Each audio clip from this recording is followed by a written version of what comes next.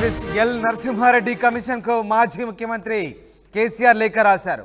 ఛత్తీస్గఢ్ నుంచి విద్యుత్ కొనుగోలు విషయంలో 12 పేజీలతో లేఖ రాశారు. తనపై కక్షతోనే విచారణ కమిషన్ను ఏర్పాటు చేశారంటూ ఆరోపిస్తున్నారు కేసీఆర్. మీరు విచారణ నుంచి స్వచ్ఛందంగా తప్పుకోండి, కావాలనే నన్ను వేధిస్తున్నారంటూ కేసీఆర్ ఈ లేఖ ద్వారా ఆయనకు వివరించే ప్రయత్నం చేశారు. విచారణ జరగకముందే తీర్పు ఇచ్చినట్లుంది. నన్ను మా ప్రభుత్వాన్ని అప్రతిష్ట పాలు చేయాలని ప్రయత్నిస్తున్నారంటూ కేసీఆర్ మండిపడ్డారు. గత ప్రభుత్వానికి వ్యతిరేకంగా నివేదిక ఇవ్వాలనుకున్నట్లు కనబడుతుందని కేసీఆర్ ఆరోపించారు.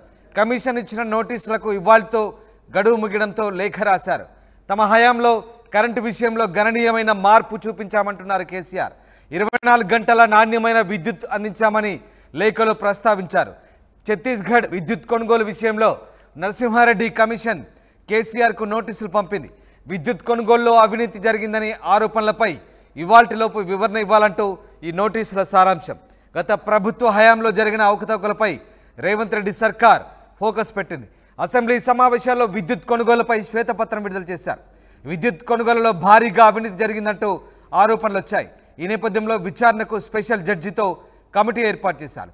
అయితే ఈ కమిటీ ముందు హాజరు కావాలంటూ కేసీఆర్కు నోటీసులు పంపినప్పటికీ ఆయన హాజరు కాలేదు. పైగా ఇవాళతో గడువు ముగియడంతో ఏకంగా కమిషన్నే సవాల్ చేస్తూ ప్రభుత్వం తనను అప్రతిష్ట పాలు చేసేందుకే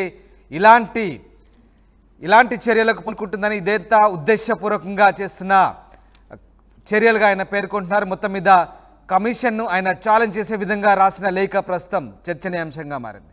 విచారణ జరగకముందే తీర్పు ఇచ్చినట్లుందంటూ కమిషన్నే కేసీఆర్ తప్పుపడుతున్న పరిస్థితి మనకు కనబడుతుంది. మధు జాయిన్ అవుతున్నారు. మధు, తనపై కక్షపూరితంగా వ్యవహరిస్తూ విచారణ కమిటీ ఏర్పాటు చేశారని, ఇక ఈ విచారణ విషయంలో మీరు పారదర్శకంగా వ్యవహరించాలంటూ ఆయన ఏకంగా కమిషన్ చైర్మన్కు లేఖ రాయడం, కేసీఆర్ లేఖ రాయడం ఏ రకంగా అర్థం చేసుకోవచ్చు మనం? ఎగ్జాక్ట్లీ మొత్తం 12 పేజీల లేఖ రాశారు మాజీ ముఖ్యమంత్రి కేసీఆర్ జస్టిస్ నరసింహారెడ్డి కమిషన్కు. పూర్తి స్థాయిలో అందులో అన్ని వివరాలను వివరిస్తూ తెలంగాణ రాష్ట్ర ఆవిర్భావం కంటే ఉన్నటువంటి పరిస్థితులు, తెలంగాణ రాష్ట్రం ఆవిర్భవించిన తర్వాత తెలంగాణ రాష్ట్రానికి ఆంధ్రప్రదేశ్ రాష్ట్రానికి కేటాయించిన విద్యుత్కు సంబంధించినటువంటి డిఫరెన్సెస్ 53% పైగా తెలంగాణకు, తర్వాత మిగతా ఆంధ్ర విద్యుత్ వినియోగించుకునేలా దానికి సంబంధించినటువంటి ఆ రోజు రాష్ట్ర ఆవిర్భావం తర్వాత సిచ్యువేషన్ ఉండేది. దాన్ని అధిగమించేటువంటి ప్రయత్నం చేశాము. 2700 మెగావాట్లకు సంబంధించినటువంటి విద్యుత్ కొరత ఉండగా అది రాష్ట్ర ఆవిర్భావం తర్వాత 5000 మెగావాట్లకు చేరుకుంది. దానికి సంబంధించిన విద్యుత్ కొరత ఉండింది. ఆ విద్యుత్ కొరతను తీర్చడానికే ఛత్తీస్గఢ్ నుంచి డిస్కంల ద్వారా విద్యుత్తును కొనుగోలు చేశాము. ఈ విద్యుత్ కొనుగోలుకు సంబంధించినటువంటి వ్యవహారంలో అప్పుడు తెలుగుదేశం పార్టీలో ఉన్నటువంటి ఎమ్మెల్యేగా ఉన్నటువంటి రేవంత్ రెడ్డి అభ్యంతరం తెలుపుతూ లేఖ రాశారు.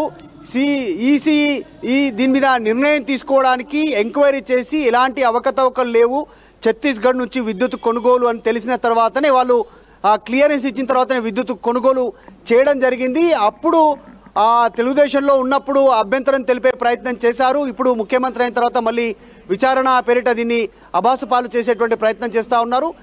కంటి రెప్పవాటు వాళ్ళ పోకుండా నిరంతరాయమైనటువంటి నాణ్యమైన విద్యుత్తు ఇచ్చినటువంటి రాష్ట్రం తెలంగాణ. దేశవ్యాప్తంగా దానికి పేరెనికగనది. మొత్తం ఒక పవర్ సెంటర్ తయారు చేయడం జరిగింది, ఒక పవర్ సర్కిల్ను క్రియేట్ చేయడం జరిగింది అంటూ ఆయన ఈ లేఖలో పేర్కొన్నారు. ఇప్పటికైనా కూడా కక్షపూరితంగా కావాలని దీనిపైన నాపైన ఈ రకమైనటువంటి అభ్యంతరాలు తెలిపే ప్రయత్నం చేస్తున్నారంటూ సుదీర్ఘంగా లేఖలో పేర్కొన్నారు. అయితే ఆయన జూలై తర్వాత వరకు లేఖ రాస్తానంటూ రాశారు, గడువు కోరారు. కానీ ఆయన చాలా సుదీర్ఘంగా లేఖలో పేర్కొన్నారు. అనేక అంశాలు, అసాధారణ పరిస్థితుల్లో కొన్ని నిర్ణయాలు తీసుకోవాల్సినటువంటి పరిస్థితి ఉంది. గత ప్రభుత్వానికి వ్యతిరేకంగా నివేదిక ఇవ్వాలనుకుంటున్నారు. అసలు విచారణ జరగకముందే తీర్పు ఇచ్చినట్లుంది. స్వచ్ఛందంగా తప్పుకోండి అంటూ ఒక రకంగా, అంటే ఇది హెచ్చరిక ధోరణితో కేసీఆర్ జస్టిస్ నరసింహారెడ్డికి లేఖ రాసిన సందర్భం మనకు కనబడుతుంది అనుకోవచ్చు. ఎందుకంటే అసలు పూర్తిగా కమిషన్ ముందు హాజరు కాలేదు, పైగా నాపై కక్షతో విచారణ కమిషన్ ఏర్పాటు చేశారు, మీరు ఆ ఉచ్చులో ఇరుక్కోవద్దు, అసలు మీరు విచారణ చేయకముందే నాకు వ్యతిరేకంగా గత ప్రభుత్వానికి వ్యతిరేకంగా ఇక్కడ నివేదిక ఇచ్చే ప్రయత్నం చేస్తున్నారు, నన్ను అప్రతిష్ట పాలు చేస్తున్నారు, మీరు స్వచ్ఛందంగా తప్పుకోండి అంటే దీని ఉద్దేశం ఏంటి, ఎట్లా అర్థం చేసుకోవాలి? ఎగ్జాక్ట్లీ, ఎందుకంటే ఒకటి చెప్పే ప్రయత్నం చేస్తూ ఉన్నారు. దేశవ్యాప్తంగా కరెంటు డిమాండ్ ఉన్నటువంటి సిచ్యువేషన్లో 90% థర్మల్ పవర్ మీదనే అప్పుడున్నటువంటి విద్యుత్ వ్యవస్థ ఆధారపడి ఉండేది. తర్వాత బొగ్గు ఇతరత్రకు సంబంధించిన వాటి ద్వారా చాలా తక్కువ విద్యుత్తు జనరేట్ అయ్యేది. సో అట్లాంటి సిచ్యువేషన్లో అత్యవసర పరిస్థితుల్లో రాష్ట్రంలో పారిశ్రామిక రంగాన్ని, వ్యవసాయ రంగాన్ని, తర్వాత గృహ అవసరాలకు సంబంధించినటువంటి సిచ్యువేషన్ని నగరానికి కావాల్సిన సరిపోయేంత విద్యుత్తు కోసం అత్యవసర పరిస్థితుల్లో నిర్ణయాలు తీసుకోవడం జరిగింది. అంతా పారదర్శకంగానే జరిగింది. ఈ ప్రభుత్వం, తెలంగాణలో కాంగ్రెస్ ప్రభుత్వం అధికారంలోకి రాగానే విద్యుత్తు పైన పూర్తి స్థాయిలో ఒక శ్వేతపత్రం విడుదల చేసి ప్రజలను, తర్వాత పార్టీలను, యంత్రాంగాన్ని తప్పుదోవ పట్టించే ప్రయత్నం చేశారు. దాంట్లో పెద్ద స్కామ్ జరిగిందనో, లేకుంటే బకాయిలు ఉన్నాయనో, విద్యుత్ వ్యవస్థను పూర్తి స్థాయిలో కుప్పగొల్చే ప్రయత్నం చేశారనో, ఇవన్నీ ఒక అభూత కల్పనలు చేశారు. వాటన్నిటిని నమ్మడానికి సిచ్యువేషన్ లేదు. అసలు అప్పుడున్నటువంటి క్రిటికల్ సిచ్యువేషన్ని దృష్టిలో పెట్టుకొని తెలంగాణలో విద్యుత్ కోసం అప్పుడున్న ప్రభుత్వం నిర్ణయం తీసుకుంది. అభ్యంతరాలన్నింటిని కూడా పరిశీలించిన తర్వాతనే విద్యుత్ కొనుగోలు జరిగింది అనేటువంటిది ఆయన సుదీర్ఘమైనటువంటి లేఖలో పేర్కొన్నారు. ముఖ్యంగా అసాధారణ పరిస్థితుల్లో అసాధారణ నిర్ణయాలు తీసుకోవాల్సి వస్తుంది అంటూ కరెంటు గురించి లేఖలో మాజీ ముఖ్యమంత్రి రేవంత్ రెడ్డి పేర్కొన్నారు. తప్పు చేసిందనే విధంగా వ్యాఖ్యలు చేసి దురుద్దేశాలను ఆపాదించే ప్రయత్నం ఇప్పుడున్న కాంగ్రెస్ ప్రభుత్వం చేస్తూ ఉంది. గత ప్రభుత్వాన్ని అబాసుపాలు చేసే ప్రయత్నం చేస్తూ ఉంది. గత ప్రభుత్వం తీసుకున్న నిర్ణయాలను వేలెత్తి చూపే ప్రయత్నం చేస్తూ ఉన్నారు. నిరంతరాయంగా విద్యుత్ ఇచ్చినందుకు అనేటువంటి అంశాలను మెన్షన్ చేస్తూనే ముఖ్యంగా విలేకరుల సమావేశంలో మీరు చెప్పినట్లుగానే BHELలో 2 సంవత్సరాలలోనే ప్లాంట్ల నిర్మాణం పూర్తి చేసిస్తామని లిఖితపూర్వ హామీ ఇస్తున్నామంటూ కూడా ఇవ్వడం వల్ల వారికి పనులు అప్పగించడం జరిగింది అంటూ అప్పుడు జరిగినటువంటి ఒప్పందాలు కానీ అప్పుడు జరిగినటువంటి నిర్ణయాలపైన కూడా లేఖలో చాలా స్పష్టంగా పేర్కొనేటువంటి ప్రయత్నం చేశారు.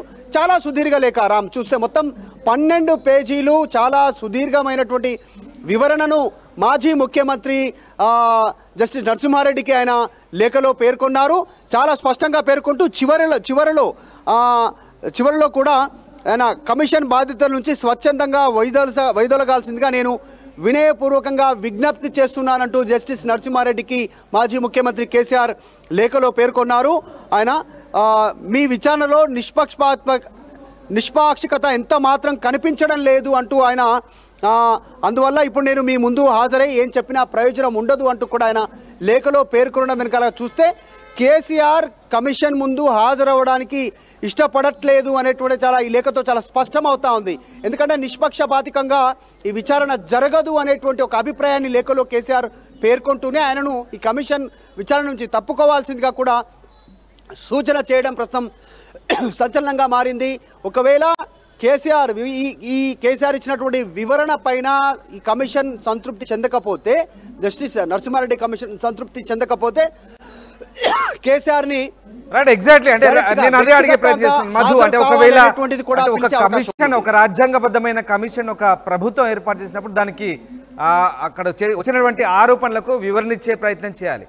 సరే, చేసిన తర్వాత ఒకవేళ దాన్ని అంటే వినమ్రపూర్వకంగా మీరు తప్పుకోండి అన్నట్టు ఆయన చేసినటువంటి రిక్వెస్ట్ దాన్ని ఒక రకంగా సరే ఒప్పుకోవచ్చు. కానీ మరి ఒకవేళ కమిషన్ కనుక ఇప్పుడు కేసీఆర్ ఇచ్చే వివరణతో సంతృప్తి చెందకపోతే కనుక ఎలాంటి పర్యవసానాలు ఉండబోతున్నాయి, ఏం జరగబోతుంది? మళ్ళీ దీనికి సంబంధించి మళ్ళీ ఆయనకి మళ్ళీ నోటీసులు ఇచ్చి పిలిచే అవకాశం ఉందా? మళ్ళీ కొద్ది రోజుల తర్వాత మళ్ళీ విచారణకు రమ్మనే అవకాశం ఉందా? అంటే దీంట్లో లేఖలో కేసీఆర్ విజ్ఞప్తి చేసినటువంటి తీరు ఎట్లా ఉందంటే చాలా స్పష్టంగా ప్రస్తుతం నిజాల్ని నిగ్గు తేల్చాల్సిన విధి అన్ని విషయాలను అన్ని కోణాల్లో సమగ్రంగా పరిశీలించి పూర్తి నిర్ధారణకు వచ్చిన తర్వాతనే డాక్యుమెంటరీ ఎవిడెన్స్తో బాధ్యులకు మాత్రమే నివేదిక ఇవ్వాల్సిన గురుతరమైన పని అంటూ ఆయన లేఖలో పేర్కొన్నారు. అంటే ఈ విచారణ పేరిట ఆల్రెడీ ప్రభుత్వం డిసైడ్ అయింది కాబట్టి దాంతో డాక్యుమెంటేషన్ అంటే విచారణ పారదర్శకంగా జరిగే పరిస్థితి లేదు. ఆల్రెడీ ఒక ఇన్ఫ్లుయెన్స్ చేసే ప్రయత్నం చేస్తూ ఉంది ప్రభుత్వం. అధికారంలోకి వచ్చిన వెంటనే శ్వేతపత్రం పేరిట, బకాయిల పేరిట, విద్యుత్ కొనుగోలులో అవినీతి జరిగిందనో ఇంకేదో చెప్పే ప్రయత్నం చేస్తూ ఉన్నారు. ఇప్పుడున్నటువంటి రాష్ట్ర ప్రభుత్వం విద్యుత్తును సరిగా ఇవ్వలేనటువంటి సిచ్యువేషన్లో ఉంది. సో ఇదేదో ఇప్పటికే తప్పు జరిగిపోయింది, తీవ్రమైనటువంటి నష్టం జరిగిపోయింది అనేటువంటి విధంగా రాష్ట్ర ప్రభుత్వం బదనాం చేసే ప్రయత్నం చేస్తూ ఉంది. అప్పుడు మేము ఏదైతే పవర్ సంబంధించినటువంటిది ఇప్పటివరకు సెట్ చేశామో దాని మీదనే ఇప్పుడు రాష్ట్ర ప్రభుత్వం ఇంకా సర్వైవ్ అయ్యేటువంటి సిచ్యువేషన్ ఉంది. ఈరోజు విద్యుత్ నిరంతరంగా కొనసాగుతుంది అంటే అప్పుడు 10 ఏళ్ల కాలంలో బీఆర్ఎస్ ప్రభుత్వం తీసుకున్న నిర్ణయాల వల్లనే అంటూ ఆయన కూడా లేఖలో స్పష్టంగా పేర్కొన్నారు. ముఖ్యంగా జస్టిస్ నరసింహారెడ్డికి ఆయన ఈ లేఖలో ఇంత సుదీర్ఘంగా అనేక అంశాలను పొందుపరుస్తున్నాయి. 2014వ సంవత్సరంలో తెలంగాణలో విద్యుత్ పరిస్థితి ఎట్లుందో జస్టిస్గా ఉన్నటువంటి మీకు, న్యాయమూర్తిగా పనిచేసినటువంటి మీకు తెలియంది కాదు. 2014కు ముందు తెలంగాణలో కరెంటు పరిస్థితి ఎట్లా అనేటువంటిది, మీరు తెలంగాణ బిడ్డ, తెలంగాణ వాసి, ఇవన్నీ అంశాలు మీకు తెలుసు. మేము ప్రత్యేకంగా తెలియజెప్పాల్సిన అవసరం లేదు. కానీ ఇప్పుడున్న కమిషన్ దురుద్దేశపూర్వకంగా గత ప్రభుత్వం అంటే మా ప్రభుత్వంలో మేము తీసుకున్నటువంటి నిర్ణయాలు కరెక్ట్ కాదు అనేటువంటి మాత్రం ఆయన మెన్షన్ చేస్తూ అక్కడ కమిషన్ నుంచి తప్పుకోవాలంటూ లేఖ రాశారు. ఈ లేఖ పైన సంతృప్తి చెందితే ఆయన దీనిపైన నిర్ణయం తీసుకునే అవకాశం ఉంది, లేదంటే వ్యక్తిగత హాజరు కోసం కేసీఆర్ను పిలిచే అవకాశం ఉంటుంది ఫ్యూచర్లో. ప్రస్తుతం ఇదే హాట్ టాపిక్గా మారింది రాజకీయ వర్గాలు. Right, exactly. Yes, thanks for the update Madhu. ఇది మొత్తం మీద జస్టిస్ ఎల్ నరసింహారెడ్డి కమిషన్కు మాజీ ముఖ్యమంత్రి కేసీఆర్ లేఖ ప్రస్తుతం సంచలనంగా మారింది. ఛత్తీస్గఢ్ నుంచి విద్యుత్ కొనుగోలు విషయంలో 12 పేజీలతో లేఖ రాశారు. కక్షపూరితంగా విచారణ కమిషన్ ఏర్పాటు చేశారని, విచారణ నుంచి మీరు స్వచ్ఛందంగా తప్పుకోండి అంటూ ఆయన ఏకంగా జస్టిస్నే రిక్వెస్ట్ చేసిన పరిస్థితి కనబడుతుంది. కావాలని తనను వేధిస్తున్నారని, విచారణ జరగకముందే తీర్పు ఇచ్చినట్లుందంటూ ఆయన తప్పుపట్టే ప్రయత్నం చేశారు. తన గత ప్రభుత్వాన్ని అప్రతిష్ట పాలు చేయాలని ప్రయత్నం చేస్తున్నారంటూ కేసీఆర్ మండిపడ్డారు. గత ప్రభుత్వానికి వ్యతిరేకంగా నివేదిక ఇవ్వాలనుకున్నట్లు కనబడుతుందంటూ ఆయన ఆరోపించారు. కమిషన్ ఇచ్చిన నోటీసులకు ఇవాళతో గడువు ముగియడంతో కేసీఆర్ ఈ లేఖ రాశారు. తమ హయాంలో కరెంటు విషయంలో గణనీయమైన మార్పు చూపించామంటూ కేసీఆర్ చెప్తున్నారు. 24 గంటల నాణ్యమైన విద్యుత్ అందించామని ఆ లేఖలో ప్రస్తావించారు. ఛత్తీస్గఢ్ విద్యుత్ కొనుగోలు విషయంలో నరసింహారెడ్డి కమిషన్ కేసీఆర్కు నోటీసులు ఇచ్చిన సంగతి తెలిసిందే. విద్యుత్ కొనుగోలులో అవినీతి జరిగిందన్న ఆరోపణలపై ఇవాల్టిలోపు విచారణ ఇవ్వాలంటూ నోటీసులు ఇచ్చారు. గత ప్రభుత్వ హయాంలో జరిగిన అవకతవకలపై రేవంత్ సర్కార్ ఫోకస్ పెట్టింది. అసెంబ్లీ సమావేశాల్లో విద్యుత్ కొనుగోలుపై శ్వేతపత్రం కూడా విడుదల చేశారు. భారీగా అవినీతి జరిగిందంటూ ఆరోపించారు. ఈ నేపథ్యంలో విచారణకు స్పెషల్ జడ్జితో కూడా కమిటీ ఏర్పాటు చేశారు. అయితే కమిటీ గడువు ఇవాళ ముగియడంతో కేసీఆర్ ఈ లేఖ రాశారు. మరి కమిషన్ ఈ లేఖతో కేసీఆర్ వివరణతో సంతృప్తి చెందుతుందా, లేదా ఆయన వ్యక్తిగత హాజరుకు మళ్ళీ నోటీసులు పంపుతుందా అని మాత్రం వేచి చూడాలి.